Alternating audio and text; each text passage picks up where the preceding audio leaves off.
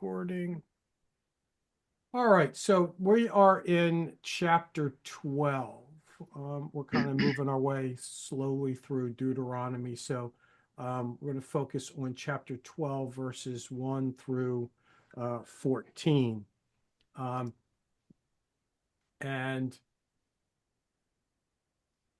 it's all about idolatry. That we were in week 5 for 3 weeks. Conversation was rich, so we just let it go on. So we move on.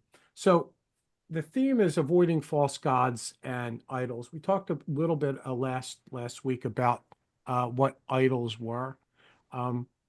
Couple of verses that I want you to kind of, hold on to. Deuteronomy 12, 3-4.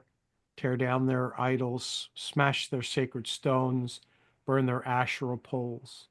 You must not worship the Lord your God in their way. And then Deuteronomy 28. Be careful to obey all these regulations I'm giving you, so that it may always go well with you and your children after you, because you will be doing what is good and right in the eyes of the Lord your God. So, we talked a little bit about idols last time, and we said that, idols are those things that we kind of elevate, we give priority to our time, our talents, and those kinds of things. And when they can become pretty much all encompassing, they can become idols. And so as we think about that, what do you think one thing you've seen people devote themselves to that has become idols to them?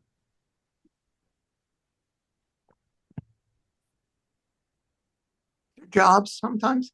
Okay, jobs. Fashion, like people that are obsessed with like the cutting edge in fashion. Yeah, okay. Uh-huh. Anything else? The bigger house. Okay. House stuff, Stuff. cars, all kinds of things. So I one of the things that it's actually interesting this week, um I've been taking a course, I forget what it's called. I think it's Advent, and it's the Theologians of Crisis, and it's an Advent study. And this week, that we've been studying a person by the name of Paul Tillich. And this quote is from him. It says, "Idolatry is the elevation of a preliminary concern to ultimacy. Something essentially conditional is taken as unconditional." And so as we're going through that course, Tillich has this definition that I think is pretty, you know, uh, pretty telling. So according to Tillich, idolatry occurs when something finite is elevated to the status of ultimate, replacing the true infinite, that is God, as the subject of the ultimate concern. So this means that idolatry happens when a person gives ultimate meaning, devotion, or significance to something that is not ultimate, whether it's an object, person, ideology, or system. What do you think about that definition? Um, I, I get it, and I like that. I feel like it's a little bit incomplete. Okay. Um, What way is it incomplete? I don't know. I'm sort of thinking about like this idea of ultimate meaning.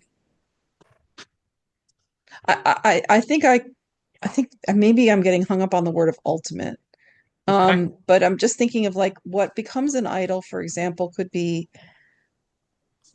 when people choose not to go to worship because they're more frequently choosing that there are these important things that happen on Sunday morning, things that they're saying important, like they've got to go to that, soccer game because that's way more important. on a constant basis. And so that like they keep finding the reasons to displace Sunday morning worship with things like that. But I don't know about the ultimate meaning, but they find I don't know, maybe I have a misunderstanding of the word ultimate there. Okay. Oh, duh. I'm thinking of I got Other thoughts?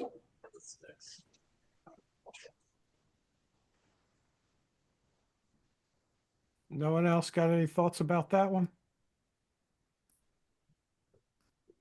Well, most of the time we find definition on words by the term just escaped my mind.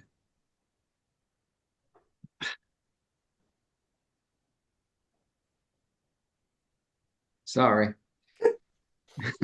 Happens to me all the time. Yeah, really. I think I need a little bit more sugar or something. Eat a Christmas cookie.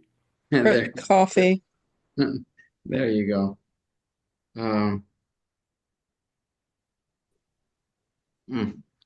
It escaped my mind. Okay. Well, if it comes back to you, speak it up. I mean, the word ultimate in here is used, like a couple times, the status of ultimate. Mhm. And we're saying ultimate concern. Does that mean So, is all yeah, I think it becomes primary? yeah, primary or the penultimate priority kind of thing. Yeah.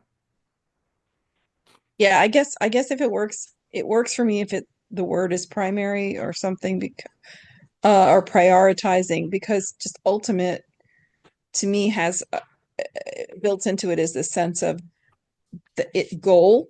Like ultimate is kind of the thing that comes as a result of, Mm-hmm. not the thing that is the priority. So Okay. I maybe again that's why I'm saying maybe I'm misunderstanding the word ultimate, or it's being used in a context that I'm not. Yeah, I think as I think about his definition here, I think where I look at that is, it's as the object of ultimate concern. So the thing that I look at it is the primary driver Okay. is God.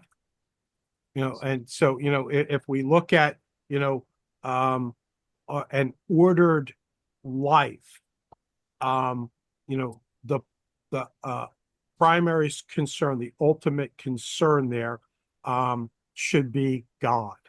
And when that is replaced, that becomes, what I think Tillich is saying as the ultimate. Mhm. So he goes on, and he has there's some key ideas that he has.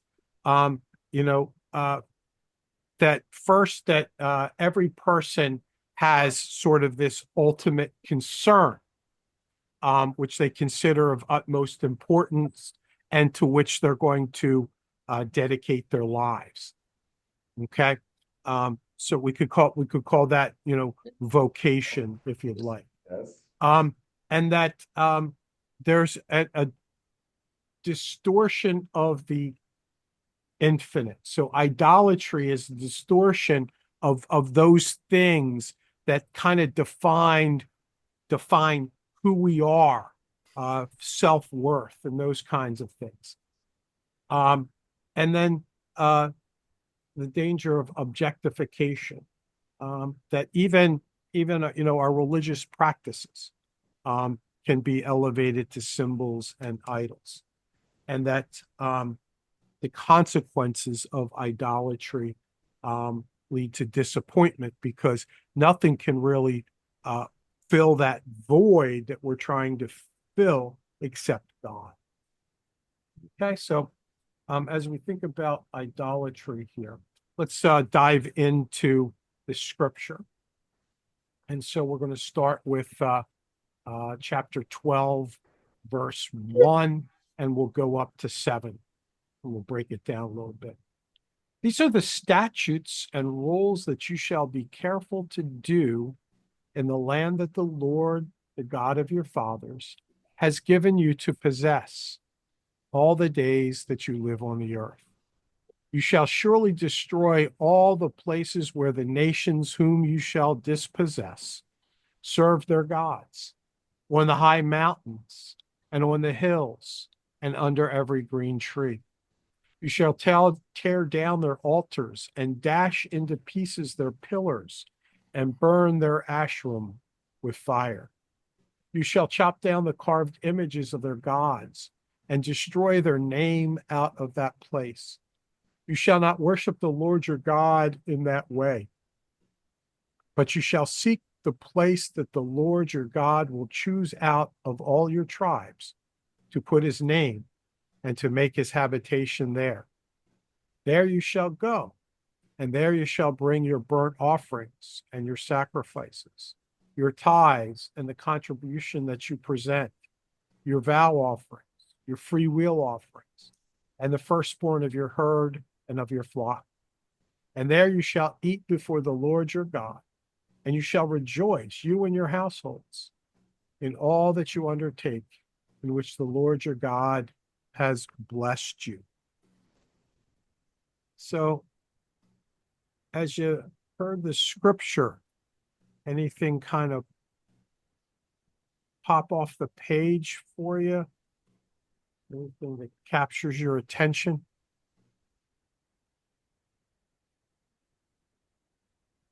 Wipe the slate clean. Wipe the slate clean. Okay.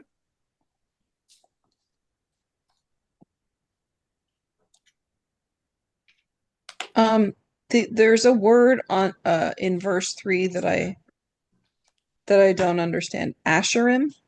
Okay. There's these things called Asherim poles. So they're this pole that are representative of gods. Oh, So think of it as kind of an image, if you will. Like a totem pole? Exactly. Good. Yeah. Thank you. oh, okay. Oh, so it's interesting that way. Hang on. When you guys put that back in the fridge, don't tilt it on its side. It'll leak everywhere. Sorry. Um, the, they capitalize it. So if it doesn't have a significance, it's interesting that the author continues to capitalize that term. Yeah. I don't know other than I think it's the proper names. Do you capitalize? Yeah, but should it? I guess that's my argument is like, is it a proper name? Because if they're saying don't elevate it to that status, Gotcha. you know, I don't know. It's just it just is interesting. Yeah. Good observation. So, God commands Israel to completely destroy the pagan places of worship. Okay. Um, and the driver here is the removal of these sites, hopefully would ensure Israel's worship would remain pure and focused on Yahweh alone. Now, that's the ultimate hope. What do you think? No, not Nah, gonna happen. not going to happen. Even if they, No, I mean, this is like the idea that, if you have blue laws in place, that's going to make people go back to church. It's, that it, uh, you can try. Mhm. Um, It'll be helpful. mhm, But yeah, you're absolutely right. It will remove a temptation, mhm. but it's certainly not the driver that's going to move one, to worship God in a pure sense. So as we think about that, we talked a little bit about this last week, but what's the importance for Israel to destroy idol worship completely? They don't want to go back to their old ways, or it's too tempting. Okay, so it can go all ways. Out of Yes. sight, out of mind. Okay.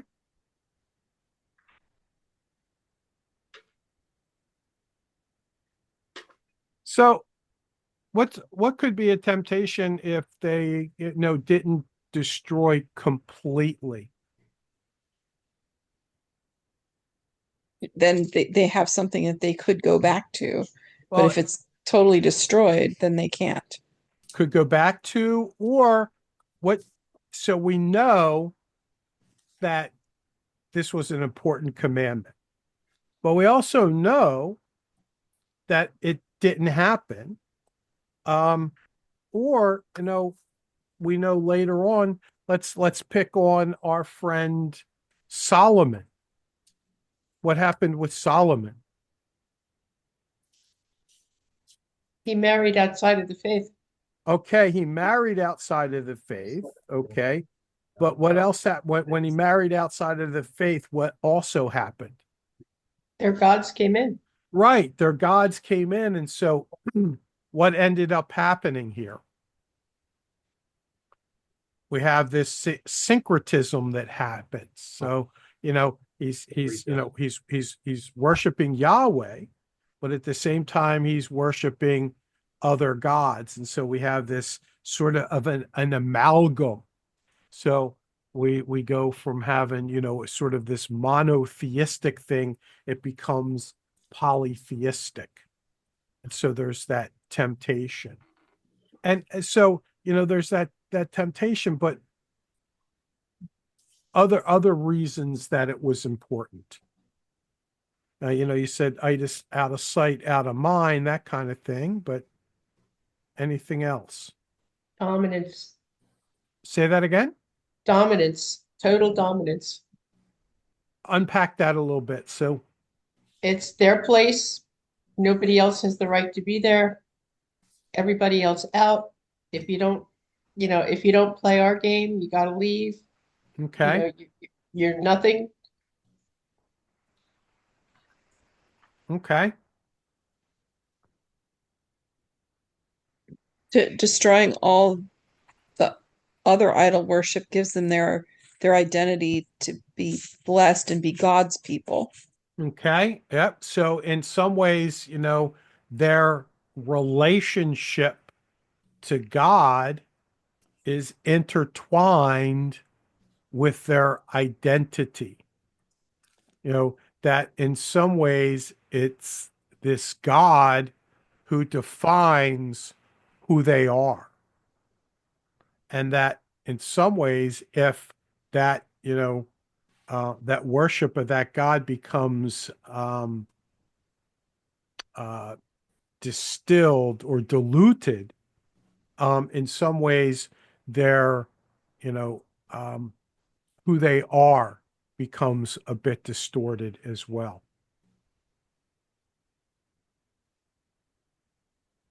All right. So I got a question for you before we get to number 2 here. What is your definition of worship?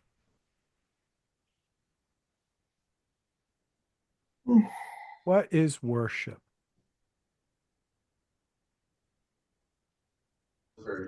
Communication with God? Say that again, Herman. Communication with God? Okay, communication with God. I agree. Time devoted to uh cultivate the relationship between you and God. Okay. Intentional time. I'll use that word Okay. again. All right, you like okay, intentional time to cultivate a relationship with God. Yes. Okay. But it's different than like this, which is the same thing. But I mean that by that I mean Bible study is also intentionally doing that, but it's not the same as worship. Worship time is I don't know. just praise and recognition, but also Okay. now I'm confused. Acknowledging the glory of God, acknowledging our relationship with Him. Okay. Say that again. I knew you'd make me do that again. Acknowledging, I knew I was going to forget it. Acknowledging our faith in Him and blessings, and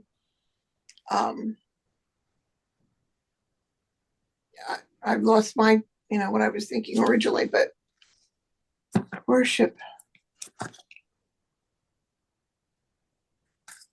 Worship is kind of giving God praises for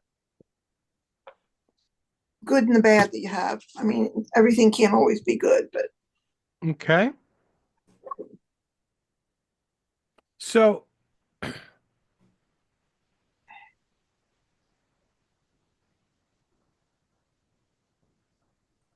if worship is about praise glorifying God. and glorifying God, where does worship happen? Everywhere. Everywhere, yeah. Okay. Okay. Everywhere. Because I bring that up because sometimes when we hear the word worship, we think about, you know, a type of service or thing that is centered around God, giving reverence, giving adoration to God.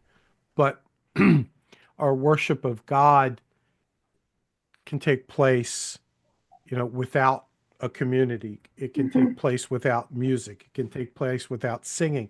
Worship can take place without even, um, prayer. Okay.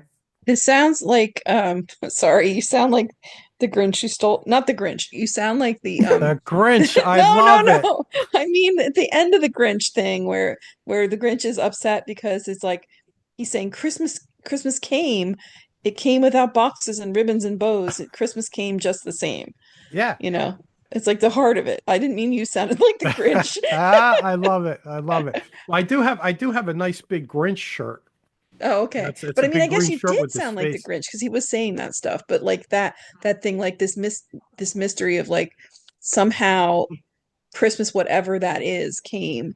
Worship is like that. It's just it can be a thing, and it doesn't need all the Right. So kind yeah. of what I wanted to try to do is, take us back to, if you're an ancient Israelite, okay, um, what did what did worship look like? I mean, they they didn't go to synagogue. There was no synagogue at the time. They would go to the temple to offer their sacrifices, you know, but you know, what did worship then look like for them?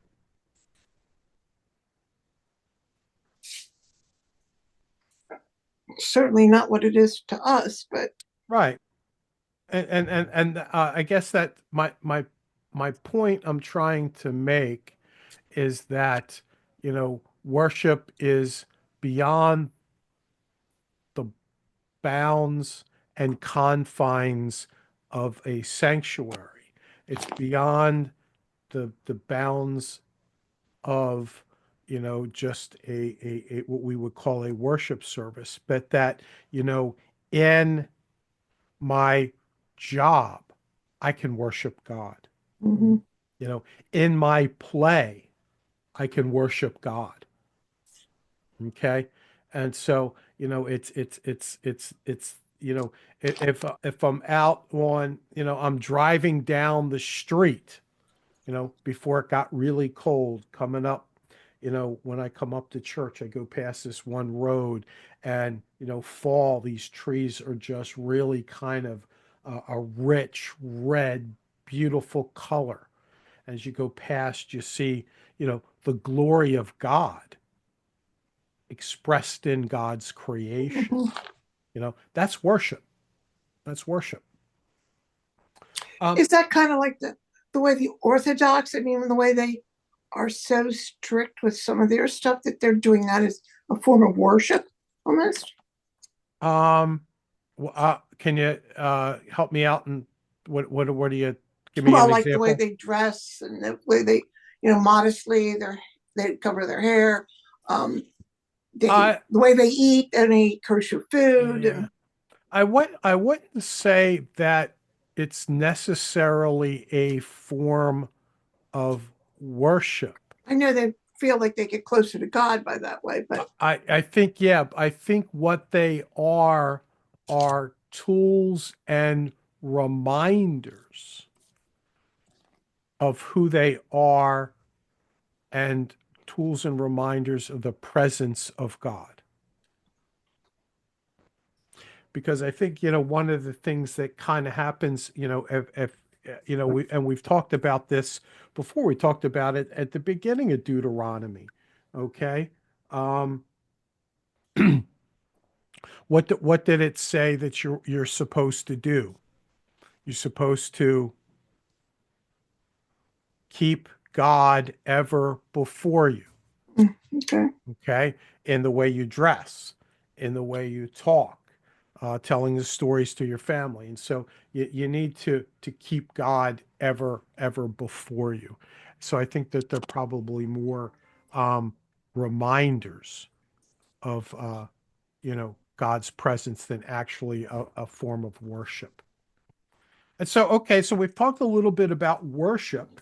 And so how does allowing idols um, or compromises in our worship affect um, a person's or community's relationship with God?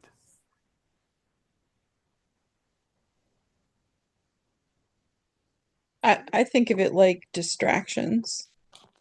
Um, Okay. so if you're, if you're concentrating on one thing, that would be God, you know, without distraction, it's very unlikely that you would divert or dilute the relationship. But if you have all of these other idols around or cut into that worship or compromise it, it's going to dilute it.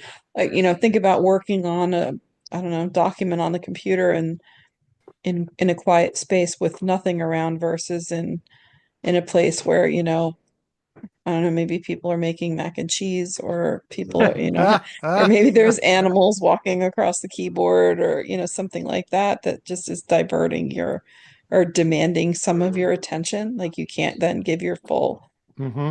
attention. Okay.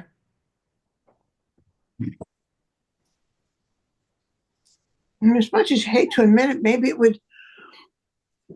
would be allowing an idol. It's somebody else maybe won't be as strong as what you think you are, and maybe the idol would become a little bit more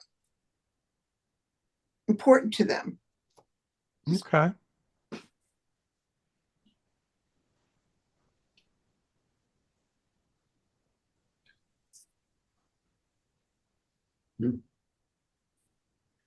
It reminds me of having some liquid courage. Maybe this is part of that.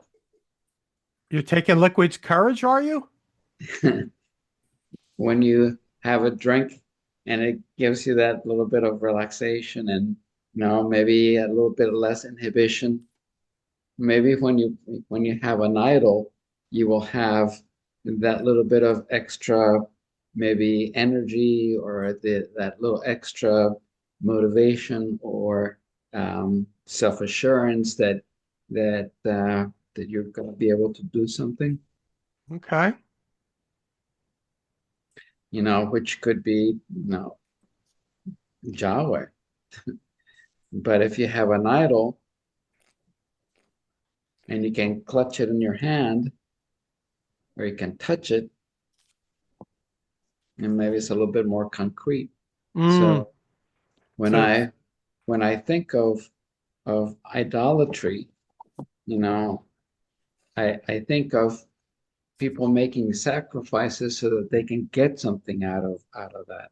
It's like that compromise. I'll give you this if you give me that kind of a Okay, thing. sort of like a quid pro quo. Yes. And if you can actually touch it and see it, I guess it gives you a little bit more, it's a little bit more concrete. But like self-assertions or anything else, maybe that also gives you that extra little motivation or the extra courage um, to do something that you're not so willing to do or want to do. Okay. So it's interesting you bring up the idea that in some ways an idol, something more tangible, more concrete. Um,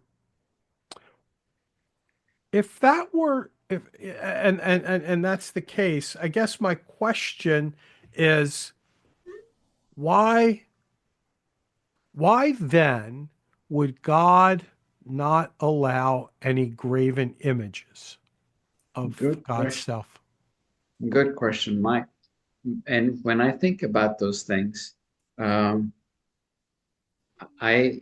what comes to mind is that God does not want us to have like something that is more finite or concrete or uh, defined, because I, you know, it's our own impression of something. Mm. Uh, So in some ways it helps. is limited, There you go. is That's the word. limiting. Limiting. Yeah. So that's one thing is, in some ways, and if we have an idol, in some ways we're making that idol and it's then becomes our definition of God. Yeah, it makes me think about, it's interesting. I don't know that I've ever seen anybody try to capture an image of the Holy Spirit.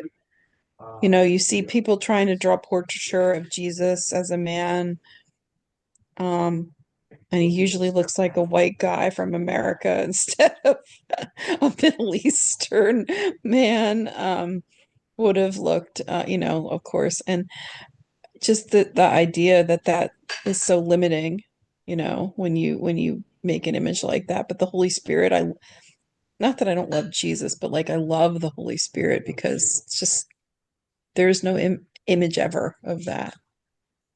Well, I think the Catholics have a little dove with a little flame over it.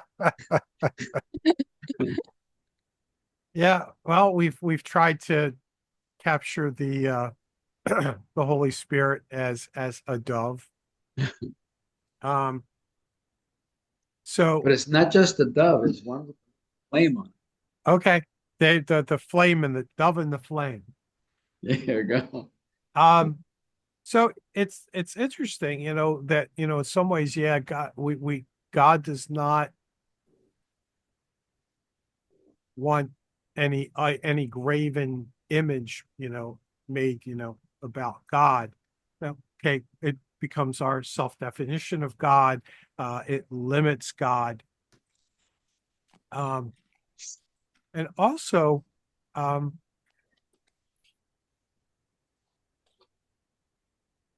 where where does God want?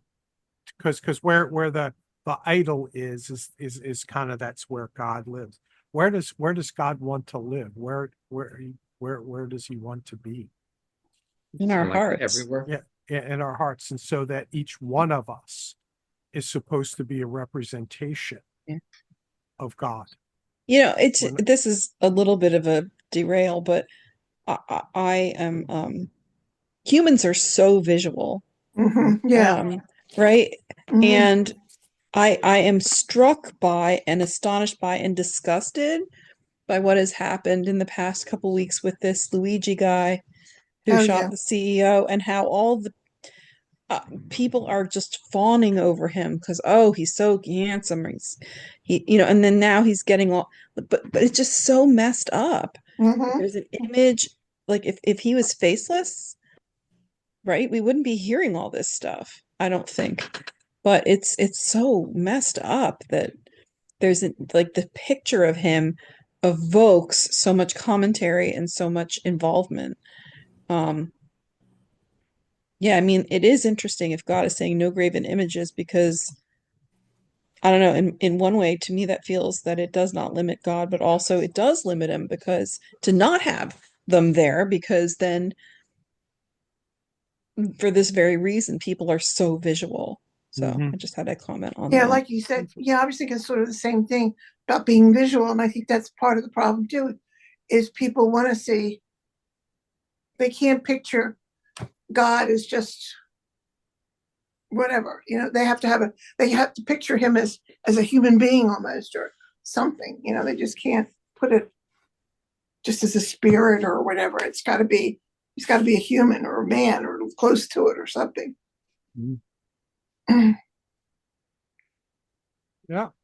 All right. So, we're not supposed to have any idols, right?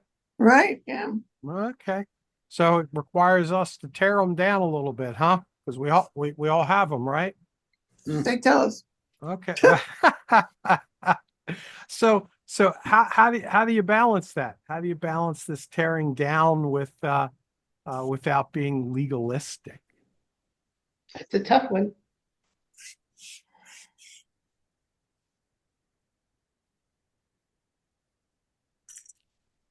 You do your best you can, and then you let go and let God. It's Okay. tough. It's tough. Making choices, keeping a balance, setting priorities. Okay. And sometimes we're worshiping idols and we don't even realize we're worshiping them. Mm-hmm. Yeah, we talked a little bit about that last week. Sometimes we actually have our own blinders on, Mm-hmm. and it sometimes requires others to help us to see some of those things we can't see. All right, so let's move on to the second part of the chapter. This is 8 through 14. You shall not do according to all that we are doing here today, everyone doing whatever is right in his own eyes. For you have not as yet come to the rest and to the inheritance that the Lord your God is giving you. But when you go over the Jordan and live in the land that the Lord your God is giving you to inherit, and when he gives you rest from all your enemies around, so that you live in safety, then to the place that the Lord your God will choose to make his name dwell there. There you shall bring all that I command you, your burnt offerings and your sacrifices, your tithes and the contribution that you present, and all your finest vow offerings that you vow to the Lord. And you shall rejoice before the Lord your God, you and your sons and your daughters, your male servants and your female servants, and the Levite that is within your towns, since he has no portion or inheritance with you. Take care that you do not offer your burnt offerings at any place that you see, but at the place the Lord will choose in one of your tribes. There you shall offer your burnt offerings, and there you shall do all that I am commanding you. So here, the focus is about worship. And it needs to be done in a proper order, the way that God commands, rather than by our own devices. So as we think about that thing, what do you think it means to worship God as he prescribes today? So we don't have a temple, and so we don't do peace offerings, vow offerings, and burnt offerings, and those kinds of things. And so, what does it mean to worship God as He prescribes today?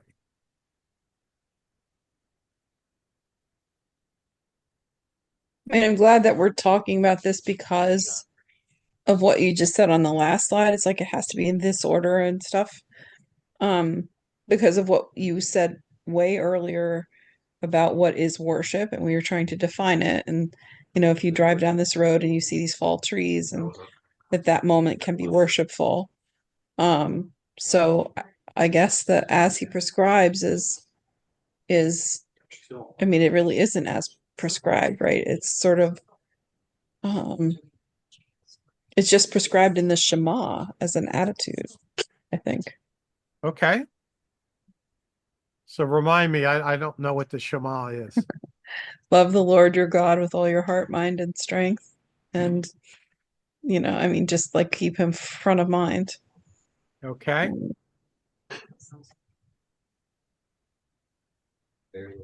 So in some ways, I look at worship as giving God God's due and giving God God's recognition. And probably too often these days, we don't give God His due or give God the recognition that God deserves. So, what do you think then it would look like to give God God's due?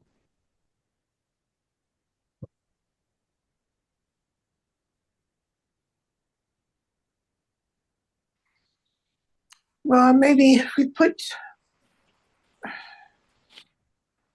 worship first. I mean, like I was gonna say, like, Sunday worship, whether it's Sunday, Saturday, whatever, prioritize. Stop having soccer games and lacrosse games and stuff, and come to church. Okay, but so we're then what do you think? So God's prescribing us that we need to come to worship on a Sunday morning. You got 6 days out of the week to do whatever you darn well please, within reason. And, I think He only asks you for, well, our feelings, I guess. And He asks you for an hour on a Sunday morning. Like, why is that so difficult? Okay, that's a good question. Let me ask this: does God require 1 hour of us on a Sunday morning? No, that's right. No, not necessarily, but I'm just saying, for So- us today, the 21st century, it's an hour or two on a Sunday morning. Why is it so difficult to do that? But I guess we're not living in the yeah, but I guess my question really with that is okay, what actually does God require of us? to give Him time. Well, Deb, what was that thing that you just talked about a second ago? The Shema. Wait, what was that again? Love the Lord your God with all your heart, mind, and strength. So what does God require of us? Just what Debbie said. Just love Him. Okay, yeah. Well, is that like a light switch No, where we turn it off? you don't turn it on Sunday mornings, but I think the thing is, like I hear what Nancy's saying, is that the thing about the Sunday morning, it could be Wednesday morning at 9 o'clock. It doesn't, but it is just that there is something important about. I mean, there's a second part of the Shema too, right? About the neighbors and others, and that if you're in community, you can't really do this alone. That there has to be a community there, and so there is something vital and invigorating. And again, going back to the Grinch and the Who's in Whoville, it was not just Cindy Lou Who out there singing Dahu Dore. It was all of them holding hands and lifting up whatever that silly song was, Christmas had come, you know, to all of them. And that if we just only ever worship alone, we're missing out on an intention that God had for all of us. Okay.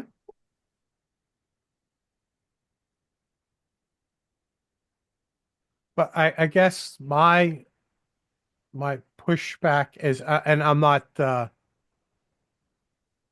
demeaning the importance of worship. I love worship. I think worship is really important, and I echo what Nancy says, is that for a lot of people, um, it's been devalued and deprioritized Mhm. and that kind of thing. But I think I think the danger is that when we hear the word worship, that we restrict the definition of that word to a Sunday morning 1 hour service. That worship is more than that. You know, I asked I asked the question, you know, what is worship? Because remember, for them, you know, they didn't have an hour worship service where they went. What was the purpose of the temple? Purpose of the temple was to offer sacrifices to you know, live in right relationship with God. But their worship happened out in the community where they actually lived, breathed, and worked.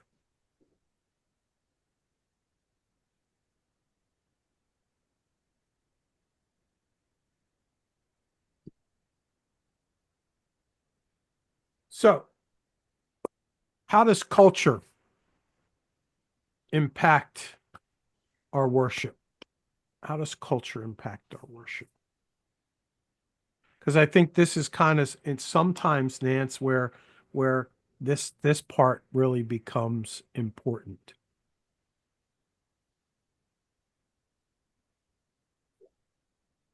Uh, um, I'm going back to again thinking about worship as worship service, but when I think about like TV preachers, if you're thinking about culture, how the optics of that are,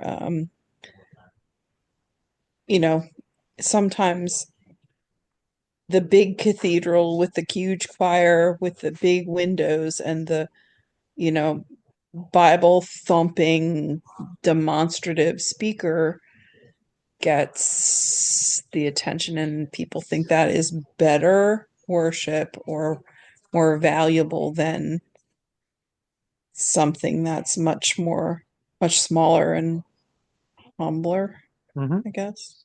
Okay.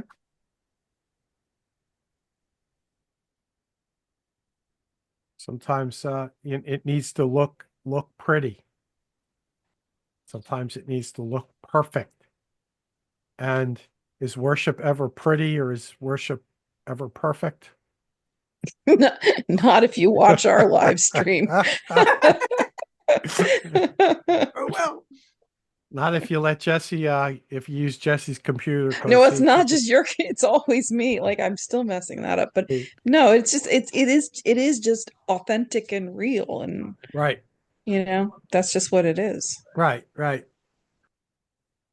And you know, so we have those kinds of external things that you know drive worship. I think you know Nancy's also hit on some of the cultural influences, as well as um, in life now, what what's important, you know um, you know is going to church, is yeah. being part of a community of believing people important. Now it's probably more important to be a soccer mom or dad.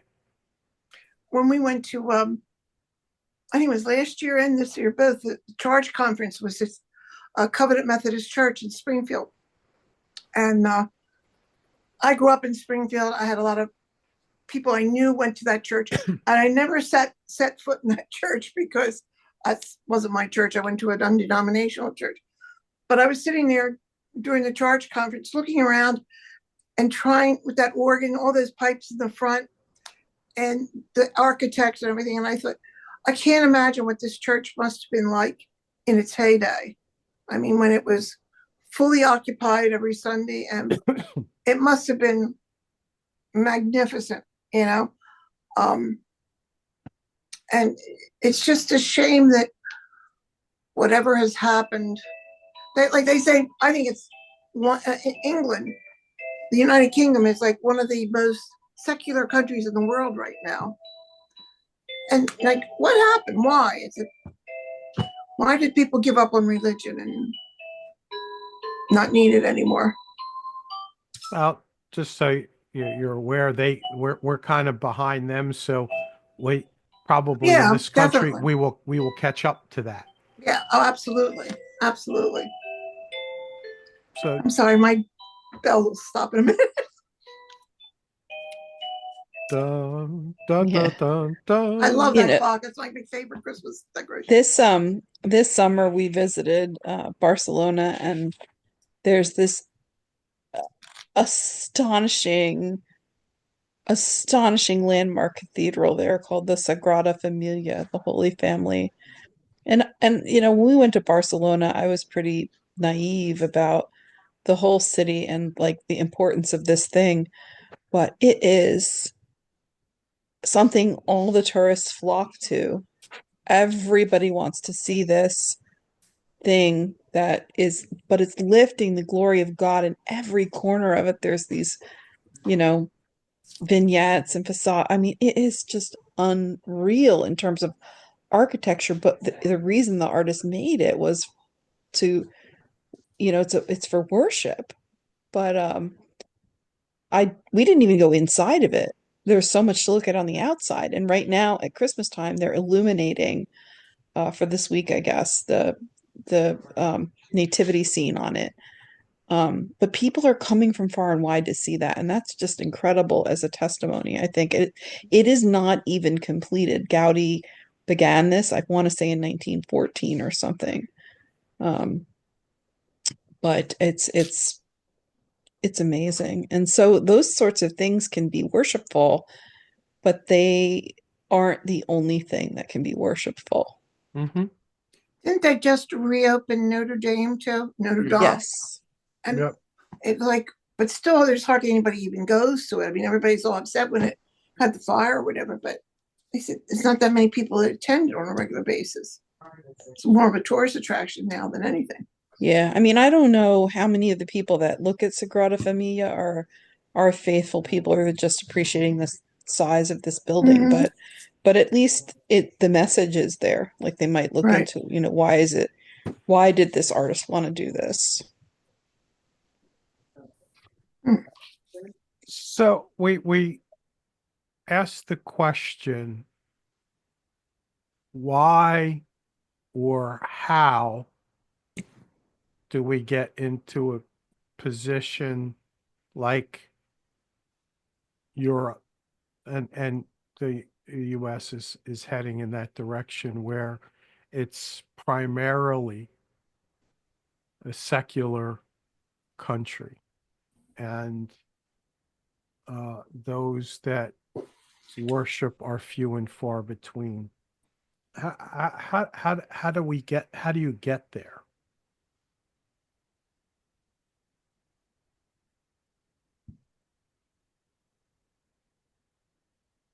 Good question. Our values are changing. Hmm. There you go. What values do you see changing? Um, we're valuing our drives and desires more than serving God. Hmm. I think some people think they don't need God or they don't need a God. They can do it themselves. I got popular. I make great movies because I did it all myself. I don't need, God didn't help me. I think God is taking a back seat for Mhm. many individuals, so Yes. they know that it's there but they're not focusing on it. They're focusing on their lives, what they need to do, how much money they need to make, what bills they need to pay, how are they showing up with their neighbors, things like that. Their clubs, their meetings, their things. So it's a busy life, and they're just not addressing their spiritual needs. I'm getting flashbacks to when in the good old days we had Bible study in person and we had that whiteboard and Jesse drawing stick figures of the throne Mhm. and the person on the throne versus God on like who's on the Game of Thrones. I could actually do that. I could Yeah, that's unshare true. it You could and do a whiteboard. Yep. share on the whiteboard on the screen and draw a Mhm. little stick figure, but yeah, it's that who's on the throne. Yeah. So, so if we think about this, it, you know, it's idols that are getting in the way. Okay. That in some ways, when we worship other things, and it could be things, it could be status, it could be um uh any one of a host of things. What does it do? Takes our priority. Remember that definition that we started, that what is ultimate, in your lives, what it has the most value. When those things are anything other than God, this is the path we go down. So in some ways, what we're seeing is, um, just idol worship. Sometimes it's we worship ourselves, our intellect, our science. We can do it ourselves. We don't need. And the more that happens, what do we see with society? More and more people turning their backs on God. Yeah, but I understand that. Yeah. But what then happens?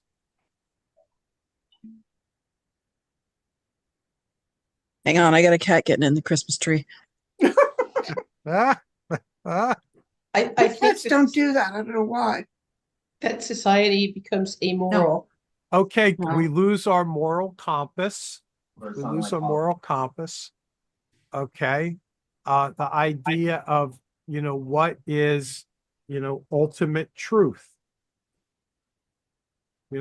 So if we lose our moral compass, what is truth? I always hear that when I hear that, I'm thinking about Pontius Pilate, and thinking about Jesus, and you know he's what is truth? Well, and there is truth standing in front of Pontius Pilate, so we lose truth.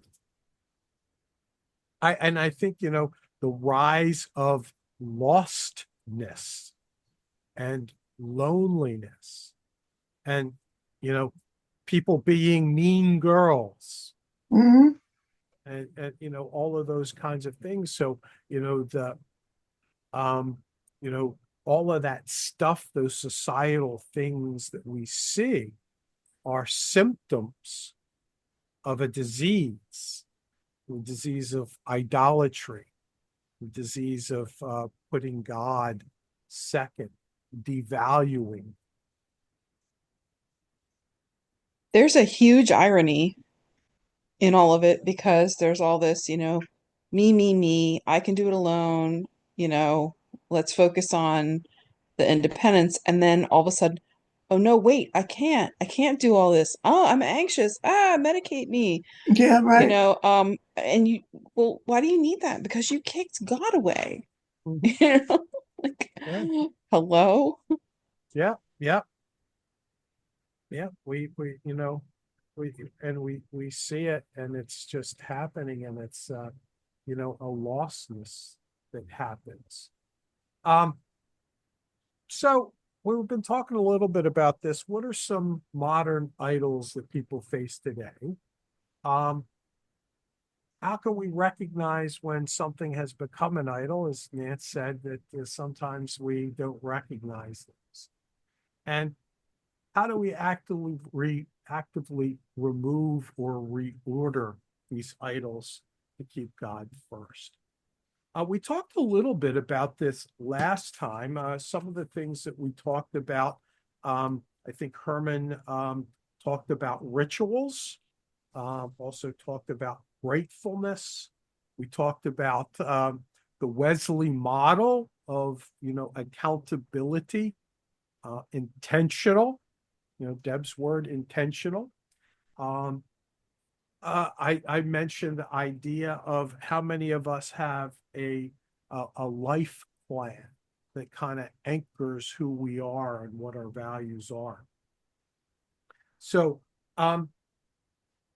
as I was kind of thinking about this after last week, and say, okay, you know, how can we do this?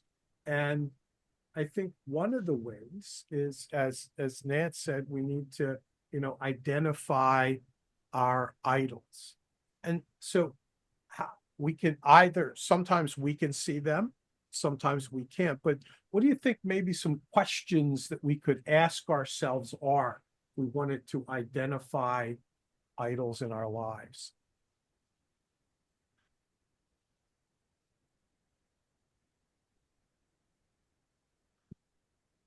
Is this something maybe God would approve of? Okay. Well, like, how do I spend my time? Okay. You know, Yeah. like How do I listing spend it my out. how do I spend my time? How do I spend my money? Yeah. One of the questions I always like with this is, what do I fear losing the most? Mm. What do I fear losing the most? Or another one is, what do I trust in for security and happiness? And so we think about some of those kinds of things. And then we have to also remember that, you know, idolatry is sin.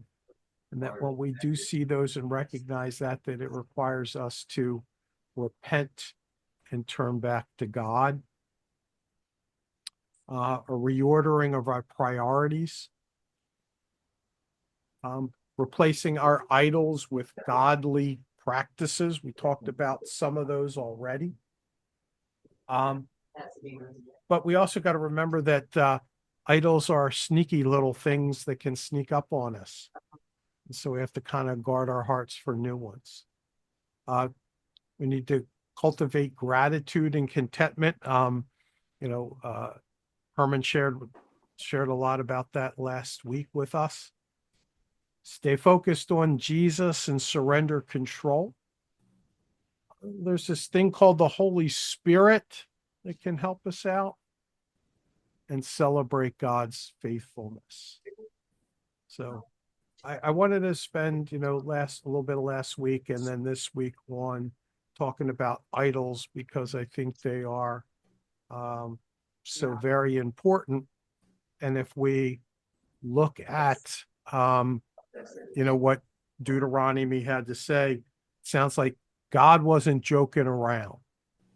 God had some serious things to say about idols. Other thoughts as you kind of look at this?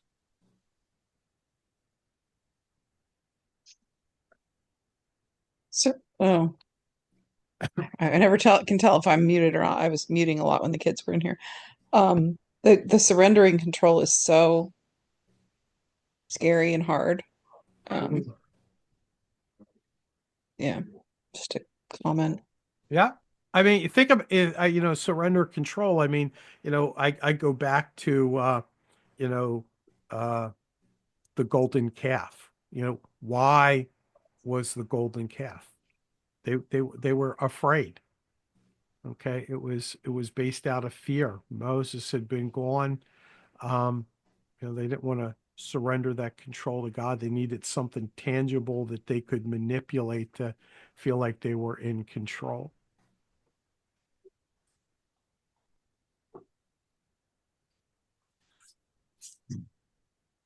All right. Any other, as we bring this session to a close, any last minute thoughts, comments, revelations that you want to share? Just that it's not, I mean, it's one thing to say that you want to give up whatever you think is your idol. It's another thing to do. Oh, cat is gonna she's heading it's not the tree, it's the presence under the tree that she's been Oh, like okay. just going after, and I'm just this cat has one kidney, but she also gets stones. Where's Morgan? Oh, he's right next to me. He's asleep, actually, I think. The cat is, oh no, she's scratching her cat tree. Now she's scratching the gifts. Okay, I gotta go get her again. But it just it's hard to I just don't want her to pee on things. It's hard to get her. It's hard to surrender control. Daisy. Yeah. Would you Get want out to of get the there. present with cat pee on it? Come on. That's what you call a very special present. I think going out on a limb a little bit, I think it's so hard for us to surrender control because we have finite minds. We can't conceive, for the most part, of surrendering control to something that is got nothing to, it cares about nothing but your welfare. Mm, Because when we surrender control in the world, a lot of times we get screwed. absolutely. And Yeah. that's our experience, that's our learned behavior. Mm-hmm. Absolutely. Yeah, it comes it's all about trust. And typically if we put our trust in other people, we get let down quite often. So yeah, that's truth. I don't think we can fully wrap our minds around the fact that God is not going to let us down. Yeah, We may think he does, but he doesn't. right. That's truth. That's truth. You okay there, Deb? Oh, this cat, she, like I said, she has one kidney, but she gets stones, and then she is, and I don't want her to pee on the Christmas gifts. So, or really at all, especially, when we have, it's one thing when it's just me and Mark here, but when we have a full house and like she finds a corner. So, Well, hopefully the cat behaves itself. All right. Any other last minute thoughts, comments, revelations?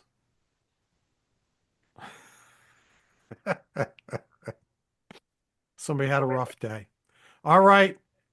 Everybody have a great rest of your night. I hope to see you tomorrow